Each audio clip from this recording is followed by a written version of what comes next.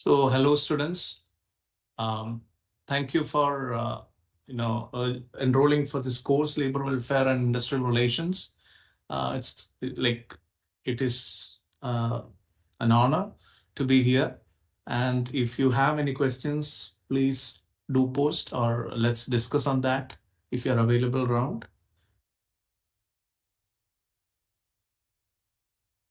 So as and when the questions are coming, I will just take up those questions. But rather than wasting time, I would like to give you a brief understanding about what was the logic behind the course. We understand labor, we understand the welfare of the labor as one of the most critical aspect, but we have to understand what is the rationale behind labor or welfare specifically. In the classes, if you have gone through, especially the initial few modules, I've tried to emphasize and re-emphasize at many points, at many juncture that accumulation of large amount of wealth, that workforce specifically, the tussle or the dimension or the equation, whatever you call it, that warranted the need for a better relationship. And when you look into the norms of society, ideally cooperation is a norm, but unfortunately we see that conflict emerges to be more or overpowers cooperation in many spaces. So this is where the need for labor welfare actually came in. So when you look into labor welfare and entire industrial relations from that point of view, I would suggest you have to look into that from different approaches. If you have gone through the initial few modules, and I believe I have scheduled this live session strategically so that you would have completed some modules at least by now, and you would have definitely given the assignments and scored some marks, I hope, in a positive sense, so that you would actually have got a grip over the subject. So when you look into different approaches, you have different ways of looking into it. Let's say we go through the course, we see that there is an economic approach.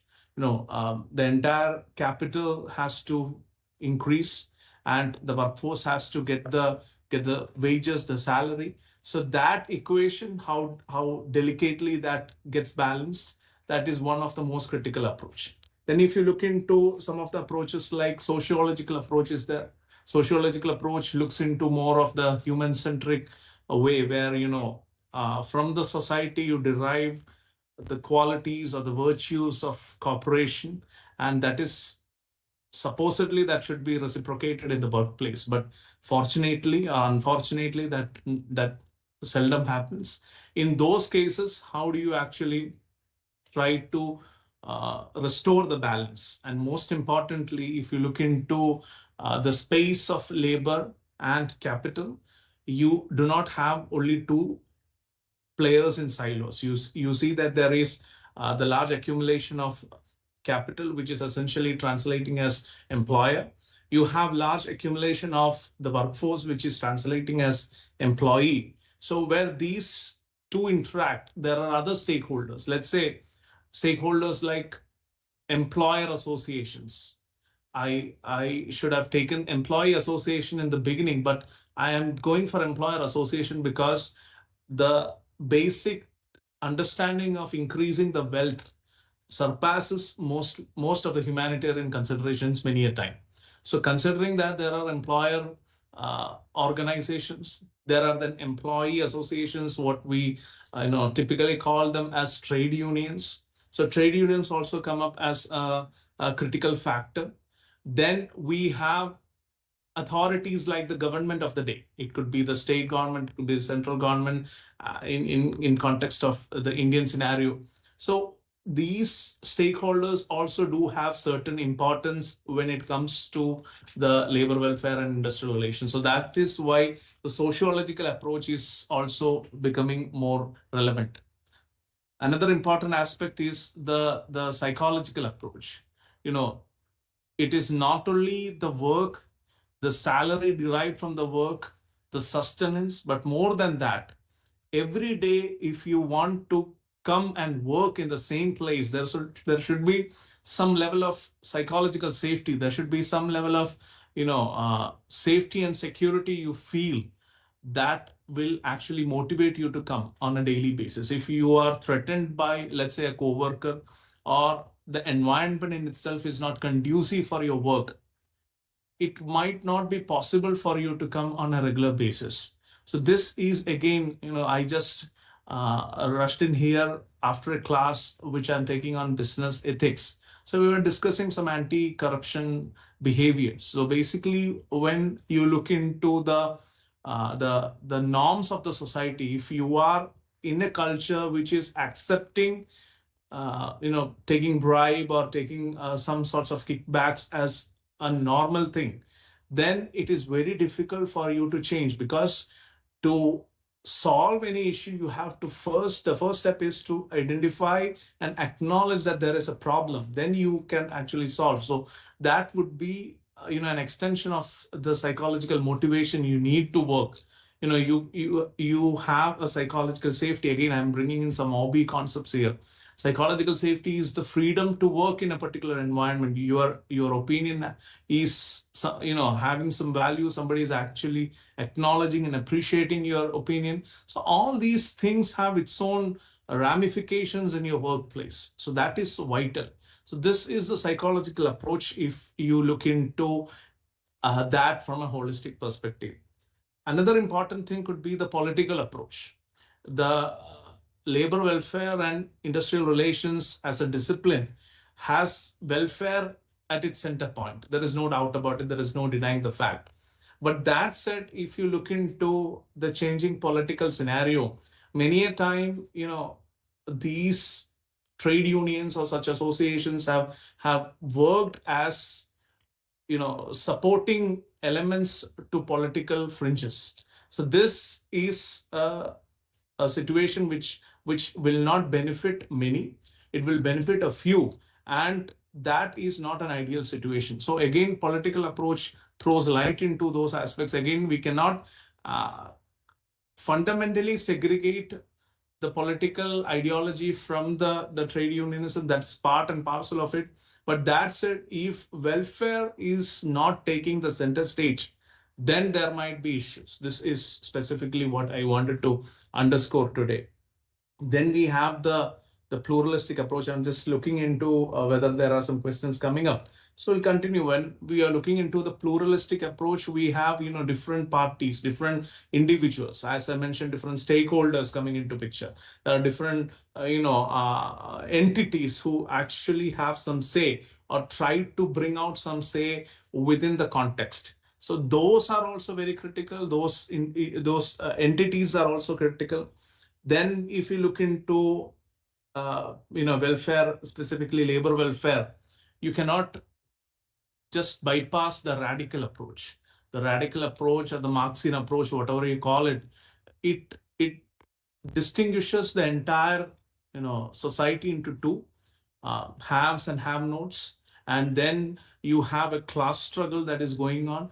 The struggle actually leads to, egalitarian, equal society. But that said, is it actually practical? That is the question. That has its own merits, no doubt about it. But whether in a long term can we sustain that philosophy or that ideology, that is questionable. Now that said, something quite relevant here comes in as our father of nation, Mahatma Gandhi's trusteeship model. He takes a cue from the radical approach. He does not discount that. But that said, he also has certain, additions, what he brings in. He is acknowledging the relevance of employer. You cannot have a society where you do not have employer. Employers need to be there. Capital needs to be there. Then only there is relevance of workforce. Similarly, vice versa. There is no denying the fact that, employees are insignificant. No, I'm not making that point. But more than that, employers are there. They give jobs. They are the job creators. And based on that, you have a lot of workforce who are actually living in or thriving in. Now, that said, there is a trust that should be maintained. Like a trusteeship is what the factor is. Let's say it is not the only whatever capital you have or whatever factories or whatever investments you have, it is not the sole account of the employer, but there should be a collective representation of the employer, the employee, which forms a trust, and that should manage the entire thing with the collective wisdom. So this is what Mahatma Gandhi's trusteeship approach is all about. Then we have, understood certain unitary, certain mixed approaches, etc., a combination of these approaches. So these are some ways to understand or decipher the labor welfare and industrial relations in toto. That said, I feel that, when you venture into the learning of this, I'm just giving you some tips. You have to see it from these perspectives, see it from this angle. How many approaches you can actually think of, what are the different dimensions with respect to a particular relationship. So these are the factors that actually make it more relevant. Now I'm just seeing that if people are joining in, they can definitely ask questions, or I'll just continue with what I had in my mind today to tell. We look into labor welfare and industrial relations. Many a time I get questions from my students or suggestions from my students that it is difficult to remember all the laws and acts and all the updates, etc. So I've tried to synthesize it during my classes, and I've tried to put it in a very crisp and lucid manner, which will actually be useful for you. And rather than giving out everything, I've tried to synthesize the content. So basically, if you feel that the study of law is a little bit boring or disinteresting, or let's say there is a lack of any incentive in actually, a lack of any motivation in learning, I would try to specific to the labor welfare and industrial relations. I'll try to, or I'll attempt to, or I'll actually motivate you to classify it into different segments and then learn. Then you can appreciate the beauty of the subject. Specifically, if you look into this particular labor welfare and industrial relations course, there are different laws which we have discussed. You will definitely see from, let's say, I think it is from module 4, week 4, you'll see that labor welfare part 1, part 2, part 3, like that. I have classified the whole laws and all the amendments that would definitely come to the fag end of the entire course. But that said, if you try to classify it into different segments, like let's say legislations pertaining to industrial relations, if that could be one basket, then you can put in the Trade Union Act of 1926, the Trade Union Amendment Act that happened in 2011. You can put the Industrial Employment Standing Orders Act. So when I'm talking about the Trade Union Amendment Act, all the amendments introduced to the original act to address the contemporary issues, that is the 2011.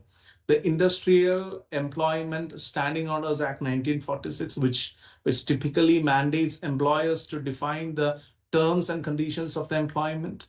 That could also come under this particular basket of industrial relations. Then you have the most powerful Industrial Disputes Act 1947, which certainly governs the resolution of industrial disputes and provides actually mechanisms for collective bargaining, or maybe to prevent a layoff or to have effective utilization of resources, etc. So these factors, the Trade Union Act, the amendments related to that, the 1946, the Industrial Disputes Act 1947, all this thing can come under the umbrella of legislations related to industrial relations. Now this is vital. This becomes more clear if you study in such a segregated manner. Now that would be one basket. Another could be legislation pertaining to wages. Now let's look into the wage scenario. You have the Payment of Wages Act, I think 1936, which talks about the timely payment and ensuring that to all the workforce, etc. So that is the Payment of Wages Act 1936. Then you have the Payment of Wages, the same Amendment Act 2005, which again introduces the amendments to the original act specifically. Then you have the Minimum Wages Act 1948, the Payment of Bonus Act 1965, which typically mandates the payment of bonuses to employees, working under different conditions. So that will also come under the wage basket. Then you can also put, to a certain extent, the Equal Remuneration Act 1976, which certainly prohibits any discrimination to any extent. So if you look into the second basket, you can certainly put in the Payment of Wages Act, its amendment, the Minimum Wages Act, the Bonus Act, and to a certain extent, the Equal Remuneration Act. So this will certainly make the basket of legislations pertaining to wages. So this is the second classification I would want you to remember. So this would make your study all the more easy, all the more comfortable. So you have a legislation pertaining to industrial relations in one hand, you have legislations pertaining to wages now. Now the third one could be legislations pertaining to working conditions, something which is very relevant. If you see, especially the central modules like 3, 4, 5, etc., I have tried to emphasize on the importance of working conditions. And this is where the working conditions become relevant, and you have to bring in all the related legislations like the Factories Act of 1940. This is one of the most significant act I have discussed throughout the course. Then you have the Contract Labor Regulation and Abolition Act of 1970, which also I have discussed. So basically, this too will certainly come under the basket of basically the working conditions of the premises. Then you will have the Shops and Establishment Act. Please note, because you're talking about working conditions, you're talking about the context of working. So it's a state level legislations, if you ask me, definitely, that governs establishment, the working hours, the working conditions with respect to the shops and establishments. But even though it's a state legislation, I would try to advise you to actually put it in this basket so that it goes in with a related flavor. Now you also, if you've gone through, module 5, 6, etc., you'll see that the Dock Workers Regulation Employment Act, if you see specifically, I think from module 4 to module 7, I have significantly classified it as labor welfare part 1, labor welfare part 2, part 3, part 4, etc. So all this would be definitely covered under that. But I am again giving you some tips to how to actually relate it and understand it. So basically, you have the Shops and Establishment Act, the Dock Workers Act, Regulation and Employment, specifically 1948, that governs the employment conditions and welfare measures of this dock workers specifically. Then if you look into the working conditions, you can also include the Plantation Labor Act 1951, which has a certain dimension of working condition associated to that. So that is also critically important when it comes to the working conditions specifically. Then you have, when it comes to working condition, the Mines Act of 1952. Mines Act certainly will have a certain ramification, because we do understand that the working conditions, especially in mines, are dangerous, are critical. So definitely it will have an angle of working conditions specifically, so it can be easily clubbed under the working conditions basket. Then you can also put in the Merchant Shipping Act 1958, and I feel that the Building and Other Construction Workers, the Regulation Employment Act of 1996 can also come in, because India is seeing a unprecedented infrastructural development right now. So all the working conditions associated with those developmental aspects or developmental scenario or infrastructure developmental practices can actually have a ramification with respect to this law. So all these aspects could come under, I'll repeat, the Factories Act, the amendment of that, the Central Labor, the Contract Labor Regulation and Abolition Act. Then you have the Shops and Establishment Act, you have the Mines Act, you have the Dock Workers Act, you have the Merchant Shipping Act, even the Building and Other Construction Workers Act. So all these can come under the working conditions. So this is the third basket I would like to advise you to go through. put it in a synthesized manner so that you need not mug it up, you need not by heart it, but you can easily get hold of these laws systematically. Now you look into the welfare aspect. So having seen the working conditions, something which is more relevant now would be welfare. Welfare is something which I have tried to underscore in module 5, module 6, module 7 specifically, and all other modules typically.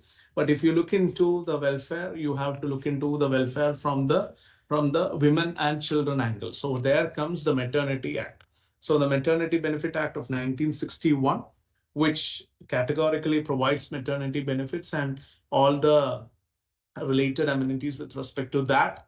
And also I would include the Child Labor Prohibition and Regulation Act of 1986 under this basket. So basically, if you look into the legislation pertaining to women and children, definitely the one would be Maternity Act. The second one would be the one with respect to the Child Labor Prohibition and Regulation Act. So these two can come under this particular basket of legislations or laws pertaining to women and children. Another important significant factor or basket would be legislations pertaining to social security. Now, this is also relevant because we have seen working conditions, we have seen wages, we have seen, the facilities for women and children. Another important thing could be the social security aspect. So based on that, we can have the Workmen's Compensation Act 1923, the Workmen's Compensation Amendment Act also 2000, that also can come into this. And we will have the State Employees State Insurance Act 1948. We'll also have, let's say, the Employee Provident Fund Act and the Miscellaneous Provisions Act of 1952 specifically. So all these particular acts specifically come to or come under the purview of the social security aspect. And not to forget the Gratuity Act, the Payment of Gratuity Act 1972. This is also a very critical social security act. The Unorganized Social Security Act 2008, which again leads us to another discussion of the organized and unorganized sector, etc. So all these critical acts can be effectively combined and put under the basket of the social security. So here I'm trying to give you a way, a method by which you can synthesize different laws rather than by hearting them, rather than just mugging it up. You can actually synthesize this, put into different segments, different ambit will cover that, and based on that you can actually have a detailed study. So this is what I wanted to let you know today, if no questions are coming in. So I thought I should actually give you some tidbits into learning. So let me check whether we have some questions.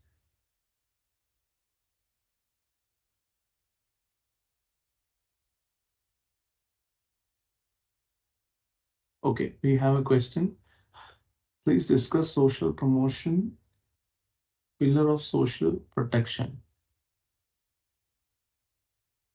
Okay, so Priya has asked about social promotion specifically. It would be the social protection, and I would actually guide you to look into the social security. The last point which I was talking about specifically with respect to the social security aspect.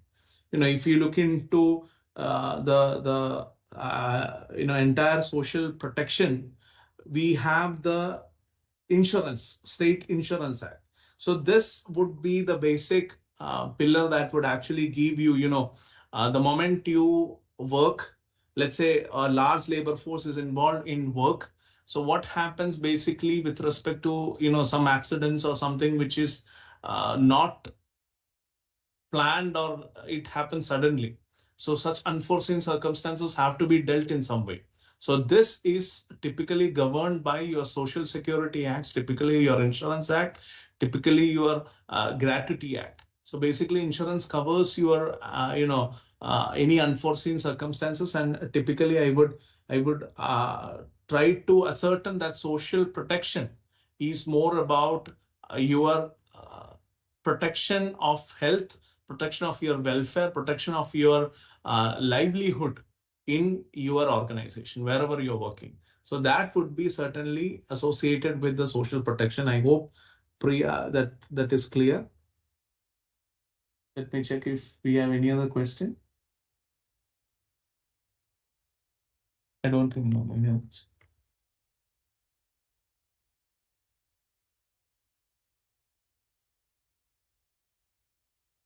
So if you have any other questions, you can please shoot in. But please note this is again a course which has a lot of factual understanding that is essential. But more than that, the easy way to go about, as I always mention, is learning the course by synthesizing the understanding. So I'm trying to give you one revision session also, whereby you can actually I'll try to put forward all those ideas which I have and synthesize it and give it in one way, but that will come at the end of the course.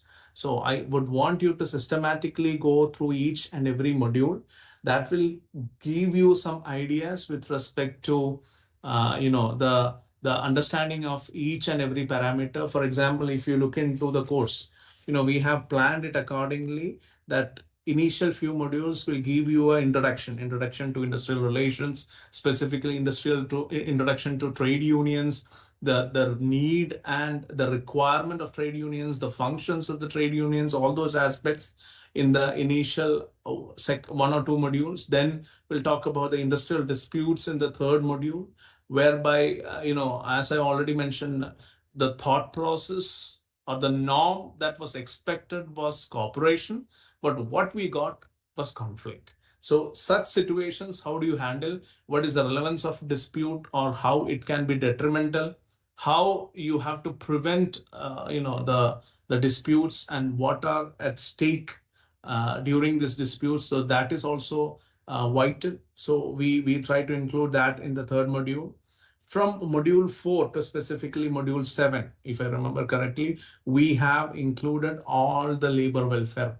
So labor welfare acts, all the essential laws that govern labor welfare, part 1, part 2, part 3, we have segregated it like that. We have given a different dimension to the whole concept of labor welfare and industrial relations to this central modules, especially from module 4 to module 7. I think you would be going through the thick of the module now, but please note, labor welfare part 1, part 2, part 3, part 4 are vital, and that acts as the backbone of the entire course.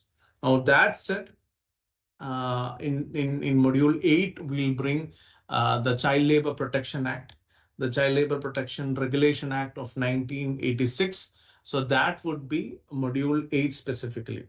Then we'll discuss the Factories Act, specifically in module 9. The focus from module 10 would be more on the updates part. So basically, if you look into the wages, payment of wages, I'll touch upon in module 10. Then we have the workers' participation management. So basically, the need and how, let's say, not only with respect to the changing workforce, but post-COVID, we have new work contracts. We have new work arrangements. So all these aspects ask us or warrant us to change the way we think about labor welfare or industrial relations. So this is significant, specifically when you look into workers' participation management. That is why I have given due weightage for module 11, which talks about the relevance and the requirement of workers' participation management. So every decision that is to be made, is the worker included in that? Is the worker a part of that decision? That becomes vital, that becomes critical. Now that is one aspect. And if you look into the last module, it is all about the labor codes. What is new in the course, or what is not covered in the traditional textbooks. I've tried to include that. So this is what the entire gist of the course is, if you ask me. As I've already mentioned, apart from this, I'm trying to bring in a lecture which can synthesize all the learnings right from module 1, which would actually work as a significant add-on to your course. So that will not be essentially part of module 12, but it will be a significant add-on to the entire course structure. And we'll try to discuss some newer case laws, or some case verdicts based on your understanding over the previous modules. So this has been the plan. So this is what you are going to get since you are enrolled to that. But again, please make use of such platforms whereby if you have any doubt, you can come online, you can ask doubts, you can clarify it, and we can have a discussion on that. And anything specifically, if you want to discuss, maybe asynchronous learning is also the buzzword now. So if you are not in a position to actually come online at this point in time, you can definitely shoot a question. I'll try to take it up in the next live session. That also can be done. So this is what my whole thought process is. If you have any further question, I can definitely take it up. Please let me know.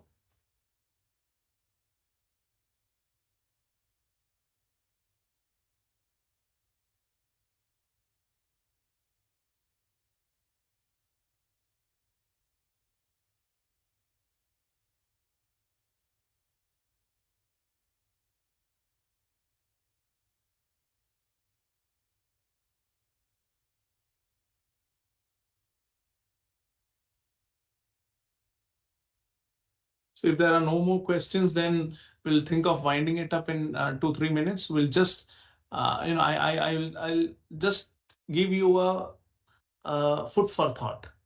Consider this course from the pre-independence, independence, and post-independence era.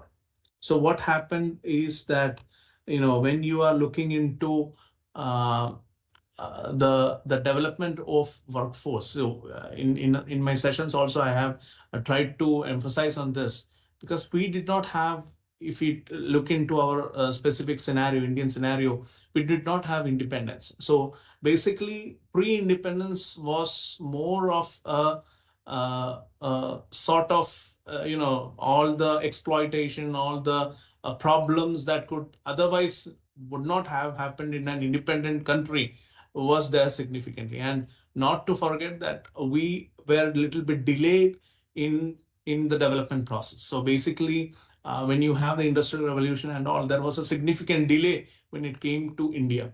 But that said, that process of labor welfare got strengthened because there was clear exploitation happening at that point in time. Once independence was obtained, or post-independence, things have improved. We have different legislations coming up, which actually give us, as I already mentioned, not only the wage part, not only the salary part, it looks into the working conditions, it looks into the safety of the workplace, it looks into welfare of the people, like the maternity, etc. So there has been a lot of legislations which actually have come up. But now the point is that though there are these legislations in place, and we should not discount the importance and relevance of this, we need to actually work on giving the importance or some teeth to this particular legislation. So this is what is happening with respect to the new labor codes or something like that. So all the amendments, all the updates are with respect to the changing environmental scenario, changing workforce scenario.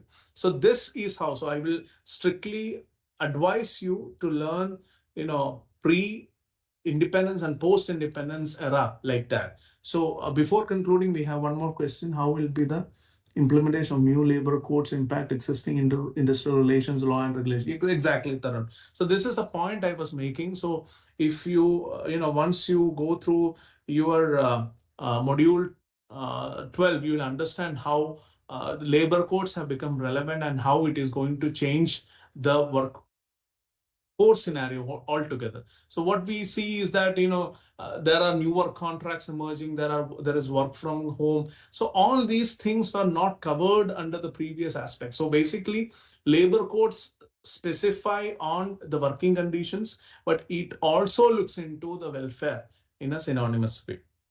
And we have another question. Textile Labor Association, the trade union in India, known for providing services with SB2 question. Yes. So basically, again, this would go Asit, Samantha, this would go again to the trusteeship part of what Mahatma Gandhi conceptualized it to a certain extent. And when we look into the labor welfare, there are some pockets in India which have given good lessons of labor welfare to the rest of the world. So this happens to be one, that is why it has a certain importance to that. So when you're looking into radical approach, it was a clear distinction of class, haves and have-nots. But Gandhiji was of a different opinion that there should be some trusteeship that should be there. It is like the employees cannot simply say that it's not my organization, it's not my factory, and I need not be bothered about it. I'm getting the salary, I'm done. No. Rather than that, there is a sense of responsibility the employee should also have, and the employer should definitely have. So there should be some congruence coming in, whereby both of them should develop a trust. There should be a set of people who will govern that trust, and the responsibility effectively will be guided by these individuals. So that is the lesson you have to take from that approach altogether. So I hope that clarifies your question. And if you have further questions, please do not hesitate to write to me, or you can definitely ask in the next live session. That's why we come for interaction. Please make use of such avenues. So if there are no more questions, I think we can wind it up.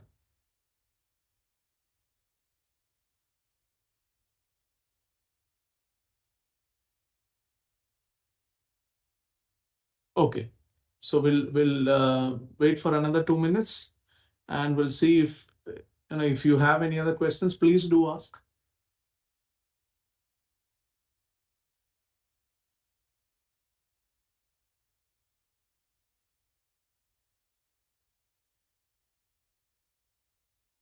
And while answering the assignment questions, please look into the instructions part, whether it is multiple choice questions or multiple select questions. So I would definitely recommend you, and not only this assignment part, but also the final question paper, you might come across such variations. So please read the question very carefully before attempting to answer that.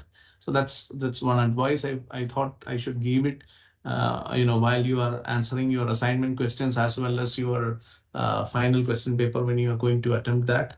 So mainly the pattern would be similar. I would, I want you to attend the lecture. So if you have seen that most of the assignment questions are also coming in from the particularly the lecture notes. So basically you will see that you can answer most of the questions comfortably because of that.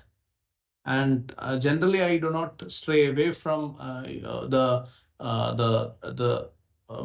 course content specifically. But again, I will definitely advise you to read textbook, get a holistic understanding.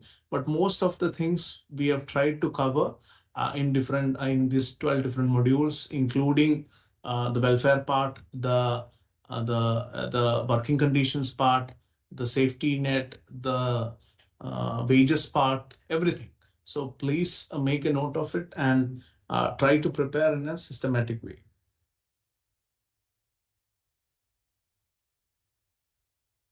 All right, so if there are no more questions, we'll call it a day. Thank you for all the participants who are there with me. Again, if you have any questions, please do write to me, or in the next live session, please do ask. That's how you learn. And I hope and I believe that you are enjoying the course. And I believe that this is a good learning experience, because we have redesigned the course, unlike the traditional courses that existed, but giving it a different flavor altogether, giving more of practical insights and synthesizing it into different baskets. So that's what I wanted to specify it here during the initial phase. So that would make your learning easy. That's my belief. And I certainly believe that you are enjoying the course. Have a wonderful day ahead.